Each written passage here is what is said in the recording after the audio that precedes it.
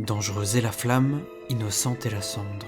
En Guyane pourtant, par-delà l'océan, sévit un insecte au nom peu commun, évoquant non le feu, mais son triste destin. Ces papillons à l'aspect anodin camouflent habilement un féroce venin. Bienvenue dans le dernier épisode de cette saison 1 de Fredonnons la nature, l'émission qui entendait vous faire découvrir ces espèces qui nous font frémir. Fredonnons. Une salade qui pousse, je trouve ça merveilleux. Fredonnons la nature. Il y a partout les pucerons, des horreurs. Un podcast Fredon France. Dans cet épisode, nous allons parler du papillon cendre, un embêtant insecte d'Amérique du Sud. Pour cela, nous sommes accompagnés de Laura de Matt Pellors. Laura de Matt Pellors, je suis la directrice de la Fredon Guyane. On est une équipe de 4 personnes. Notre cœur de métier, c'est la santé du végétal. Et notre objectif au niveau de notre territoire, c'est vraiment de renforcer l'accès au diagnostic pour que les différents profils d'acteurs puissent, quand ils ont une pathologie, avoir une réponse de l'ordre du diagnostic pour pouvoir ensuite trouver les solutions adéquates. Et on met aussi nos compétences qui sont assez transversales, que ce soit le végétal, l'entomologie, les dynamiques de surveillance, la connaissance du milieu rural, pour des enjeux de santé humaine, comme ça peut être le cas aujourd'hui, par exemple autour du papillon cendre.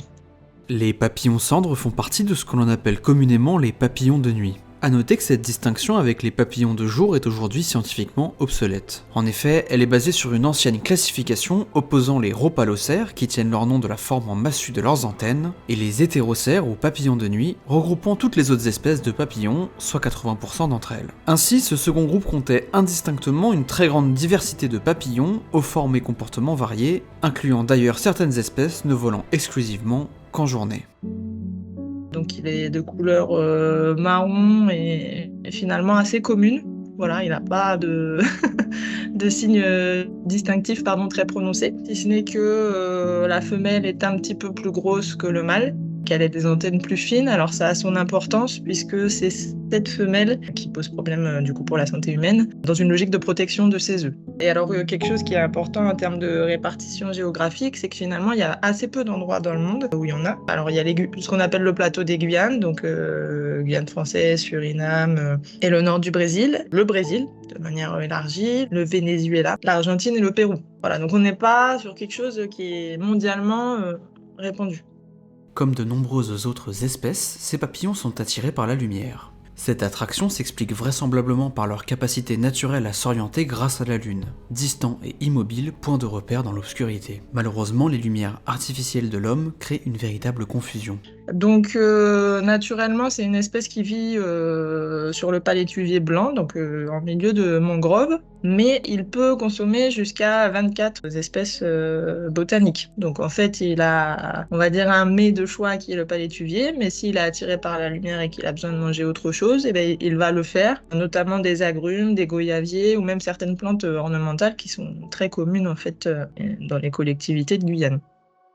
Le papillon cendre a un cycle de vie d'environ 3 mois qui se répète tout au long de l'année. La femelle pond environ 200 œufs sous des feuilles en général de palétuvier, donc ça va être dans le milieu de la mangrove, quand il n'y a pas de perturbation lumineuse. Et ces œufs vont mûrir pendant 19 à 25 jours.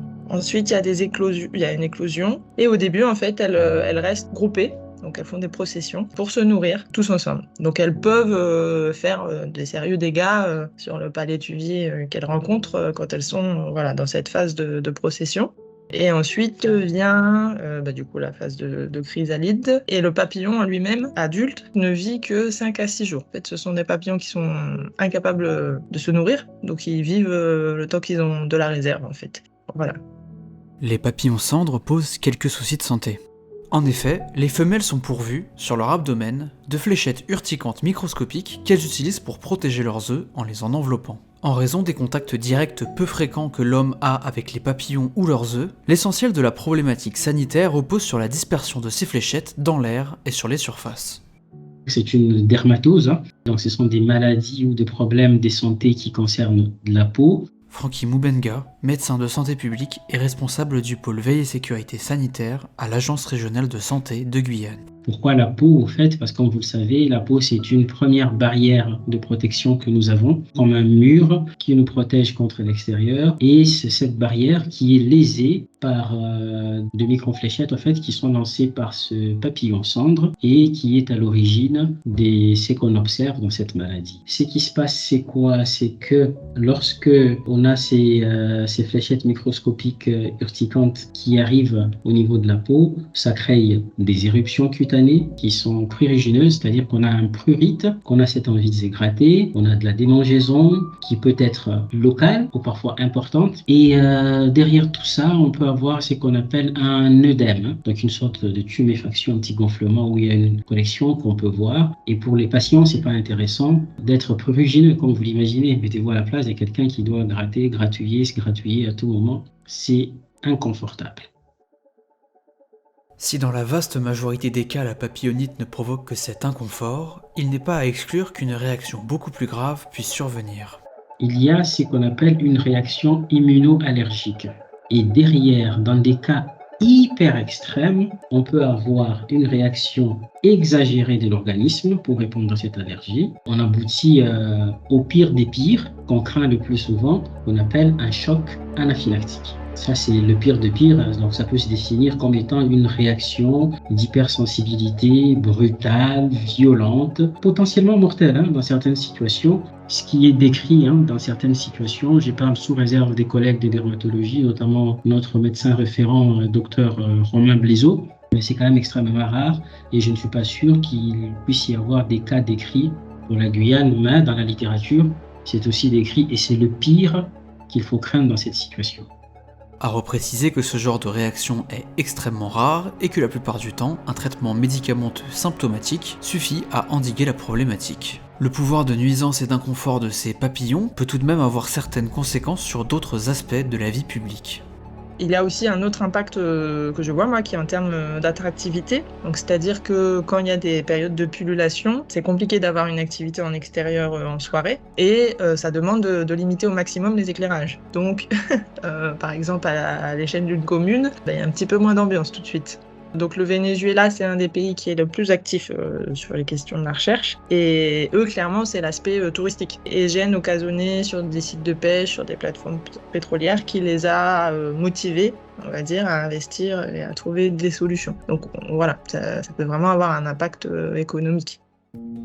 On peut alors se demander quels sont les moyens de gestion possibles contre les papillons cendres. En termes de gestion, en Guyane, il y a eu quelques tentatives qui sont assez anciennes maintenant, qui datent des années 80, qui ont toutes été abandonnées, soit parce que trop fastidieuses, soit parce que les pullulations se sont espacées, donc l'enjeu, il n'y avait plus vraiment de besoin de s'engager autant, soit aussi parfois pour des questions réglementaires, donc parce qu'il y a eu des phases où on utilisait certains produits chimiques qui maintenant ne sont plus autorisés, ou des techniques, notamment d'épandage aérien, qui maintenant sont plus du tout autorisées. Pour donner l'exemple du Venezuela, parce que c'est quand même le pays qui s'est le plus engagé, ils font de la surveillance des chenilles dans les mangroves, ce qui est très fastidieux, et de la surveillance des papillons par piégeage lumineux. Ils installent en fait des pièges lumineux en dehors des zones habitées et ils font des relevés pour voir s'il y a des arrivées de papillons qui se préparent. Sachant que l'émergence des mâles est un tout petit peu avant celle des femelles, c'est de l'ordre de quelques jours,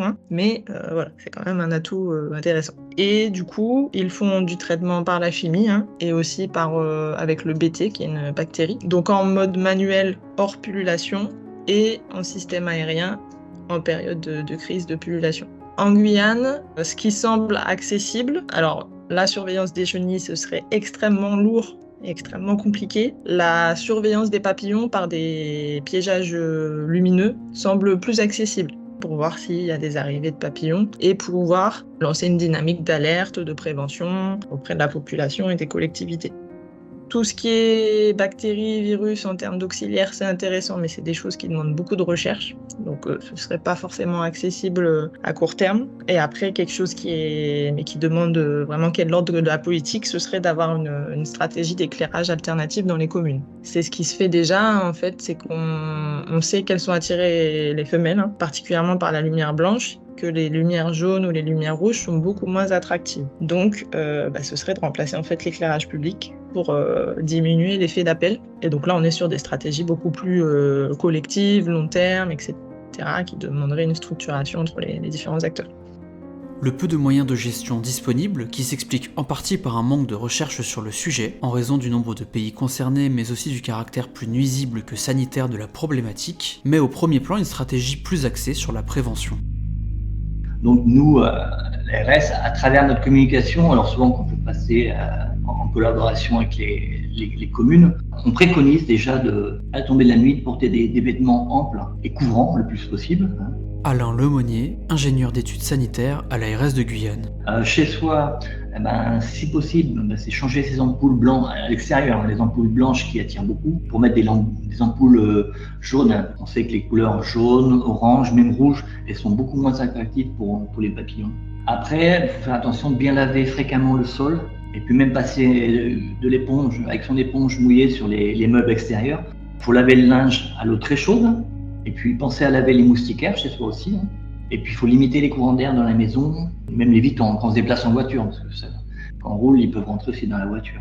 Et puis il faut bien penser que pour les éliminer, il ne faut pas prendre du bon insecticide, parce que si on projette de l'insecticide, ça va les énerver un peu. Et s'ils s'énervent, le réflexe de défense, c'est de projeter ces micro-fléchettes à nouveau. Et puis il faut faire attention, une chose les gens ne pensent pas toujours, c'est à leurs animaux domestiques. Si on a un chien, les fléchettes vont être dessus, on va caresser le chien. Et on va récupérer ces fléchettes sur la peau et il suffit qu'on se frotte l'œil ou même et de nouveau on aura du urticaire. Voilà. De nombreux gestes à adopter qui, mis ensemble, permettent de limiter le risque d'exposition des populations aux fléchettes urticantes des papillons. Un élément qui est revenu de nombreuses fois durant les interviews, que ce soit avec Fredon Guyane ou avec l'ARS, c'est le manque de littérature scientifique sur le sujet. Ainsi, de multiples questions concernant la biologie du papillon cendre restent en suspens, ce qui ne facilite pas la mise en œuvre de plans de gestion adaptés. Quelle est l'influence du réchauffement climatique sur leur dynamique de population? Quels facteurs favorisent ou non leur pullulation sur une période donnée? Comment s'inscrivent-ils dans les dynamiques des écosystèmes auxquels ils appartiennent? Autant de questions qui ne bénéficient aujourd'hui que de réponses partielles. La recherche, c'est un travail de fond, de coopération, donc je peux que inviter à le faire, mais voilà, il y a des enjeux de volume de pays concernés, j'entends, et puis d'impact sur la santé qui sont limitants. Donc je suis un peu malheureusement pessimiste sur le sujet.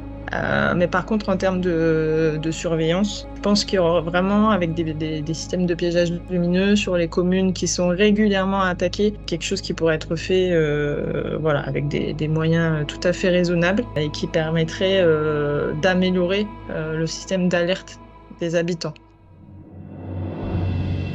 Il est maintenant temps de conclure cet épisode. Le papillon cendre est un insecte d'Amérique du Sud présentant un cycle de vie de 3 mois susceptible de se répéter plusieurs fois par an. Les femelles sont pourvues sur leur abdomen de fléchettes urticantes microscopiques provoquant chez l'homme une réaction immuno-allergique, s'illustrant la plupart du temps par des rougeurs et des démangeaisons. Attirés par la lumière blanche de nos villes, les papillons sont susceptibles de quitter leur mangrove et s'approcher de l'homme. Il n'existe que peu de moyens de lutte, donc l'essentiel de la gestion repose sur de la communication sur les gestes de prévention à adopter pour limiter le risque d'exposition. Il est aussi envisageable de mettre en place un réseau de surveillance via la pose de pièges lumineux, ce qui permettrait d'alerter en amont les populations susceptibles d'être exposées. Vous pouvez obtenir plus d'informations sur le papillon cendre sur le site internet de Fredon Guyane, fredon.fr/Guyane, ou sur le site de l'Agence régionale de santé, guyane.ars.santé.fr. Un grand merci à Laura Demat-Pellors pour sa participation et pour son précieux accompagnement dans la réalisation de cet épisode, à Laura Angelevin de Fredon Guyane, mais aussi à Francky Moubenga et Alain Lemonnier pour le temps qu'ils ont pu m'accorder.